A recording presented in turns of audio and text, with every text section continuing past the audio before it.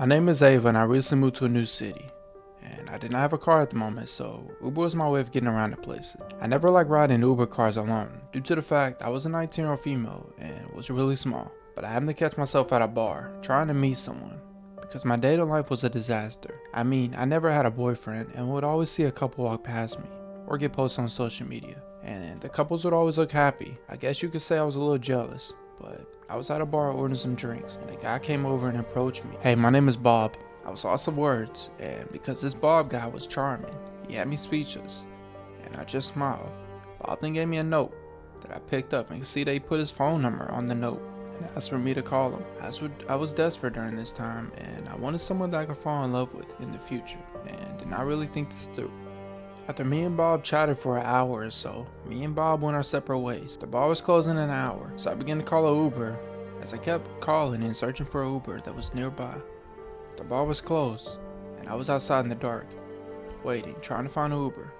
There was one street light, but that was about it, so it was almost pitch black outside, as the only real light I was getting was from my phone, because I had my brightness turned all the way up. I then saw on my Uber app that there was an Uber that was 40 minutes away from me.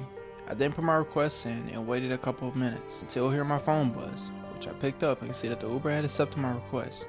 Now I just had to wait until my Uber would arrive. I started to feel a drop on my head as I looked up in the sky and could see that it started to rain.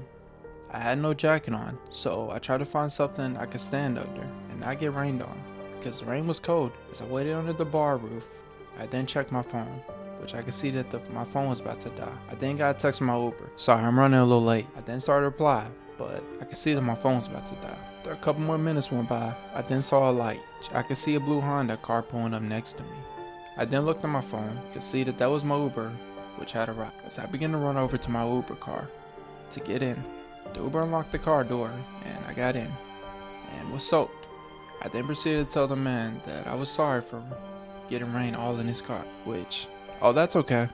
The Uber driver was pretty chill, pretty much the whole ride, until, "Hey, do you have a charger I can use?" "Here you go." The Uber driver let me use his charger and asked, "Hey, can we stop by the gas station so I can get gas?" "Yeah, that'll be okay." I did not want to be stranded, and I know the Uber driver did not want to either. On our way to the gas station, the Uber didn't talk to me the whole way to the gas station, which I kept responding because the Uber driver was cute and looked around my age. After talking to the Uber driver for a little bit longer, we then arrived to the gas station, which the Uber driver name was Michael. As he got out the car and began to fill up the car with gas, he then came to my window. "Hey, do you want a drink?" I said, "Sure, I'll take a Sprite." As I waited for Michael to get back, I began to start driving again. As I started to take a sip of my Sprite, I started to feel strange. As I would ask Michael, "Are we almost to my house?" "Yes, we're only a couple minutes away." I then started to think that Michael had put something in my Sprite. As I began to grab for my phone, I could not see a thing. My phone screen was blurry as I tried to dial 911. But my eyesight was way too off. I then looked up at Michael and could see him smiling at me as I felt my body start to feel tired and my eyes kept trying to shut, which I would try to fight back. I then woke up in the basement and began to check my pocket to see if I could feel my phone. As I tried to turn on my phone, which my phone was dead, so I began to look around the basement, which the basement was dark and green. The basement did not smell good either. The basement had like a body oil smell. The basement also had a door that had a code to open it, but there was a window that was really tiny, which I could try to fit through because I was a tiny female. After trying to find something I could break the small window with, I then saw a rock, which I threw at the small window. As the window then shattered everywhere, I began to move the glass from under it so I could try to crawl through because I did not want to get cut up. After I removed all the glass from the window, I then started to crawl under as I could hear footsteps approaching towards me. "Hey, where do you think you're going?" As I began to try and crawl faster, I felt a hand grab my leg. As I could feel the man trying to pull me back, I then grabbed onto the side of the house and started to pull myself through. As the man let go, I got up and began to run through the neighborhood, screaming, "Someone please help me!" As I could hear Michael still chasing after me. People coming out their house to see what was going on. As I could see everyone looking at me as I ran. I was scared, and as I could hear this older woman, "I am calling the police," which I kept running and began to get tired. As I could see Michael just stand at the end of the street, smiling at me. I then saw a man walk close, which he said, "I am undercover cop, and I'll take care of it." As I saw the man make his way to Michael, I then went to the police and asked for a ride home. After that, I have not heard from Michael or even seen Michael, and hope to never see him ever again. Growing up without a car can be hard sometimes. I normally catch myself taking an Uber everywhere I go. I never really trusted Uber drivers because of what my sister told me, but I would have to take Ubers to get to places I wanted to go to. Anyways, I was 23 years old and my name is Jennifer. I lived in a pretty big city, so Ubers were always busy. I got tired of taking Ubers everywhere and decided to apply to be an Uber driver because I had my license and the Uber company would let me use their company car to drive around. And plus, this was a way for me to save up for a car. As I put in my application to be an Uber driver, I waited for the Uber organization to get back with me, which after a few hours, I then got an email from the Uber that said I had been accepted. As I began to email the Uber to figure out my schedule. The next day was a big day for me because I would be starting my first day as an Uber driver today, which I was so excited for. As I would look at my phone and see people requests for me to go pick them up, I would either accept or deny. I then accepted this one female I got a request from, which I drove her to the gym. I then picked up my female client, which my first day was as an Uber driver was pretty good. After working at an Uber for a couple of months now, I had a decent amount of clients to pick up and drop off at their destination. As my day went on, I got another request. It was from a man who was at a gas station. Now the time was almost 11 p.m.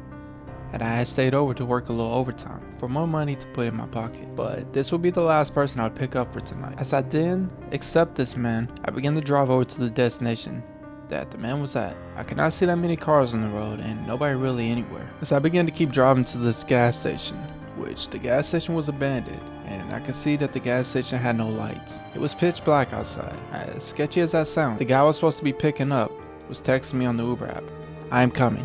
As I said, it was pitch black and I could not see a thing. And the only light I had was my phone light, which as I waited a couple more minutes, I started to get weirded out. I then texted the man, "Hey, are you still coming?" I then waited and did not get a reply. As I had been out here for 20 minutes, I then started to not feel safe and began to back up. As I could see a man run into my car. As I stopped and let the man in my car, and the man began to apologize, which I ignored.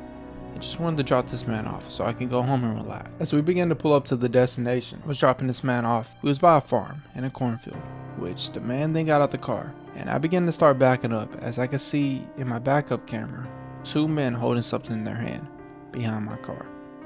I then booked it out of there and began to start driving as I heard a shotgun sound, which I looked back and see that the man had a shotgun and he shot the back of my car window.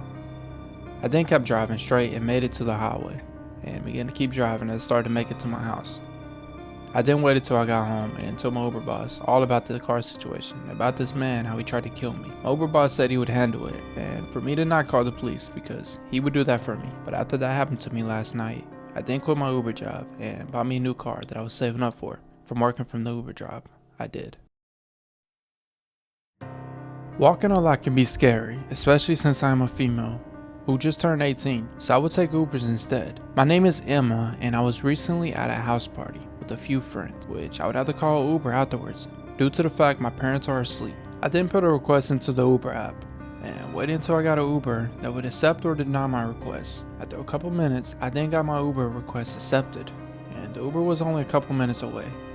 As I began to tell all my friends my goodbyes, I then looked outside and could see that my Uber driver had arrived. As I got into the Uber car, my driver was an older guy, and he wasn't much of a talker. He just looked at me, and I began to buckle up my seatbelt. After driving for a bit, I then could see that we was around the corner from my parents' house. As the Uber driver pulled into my driveway, I then got out, and my Uber driver left. After an hour or so, I was about to fall asleep.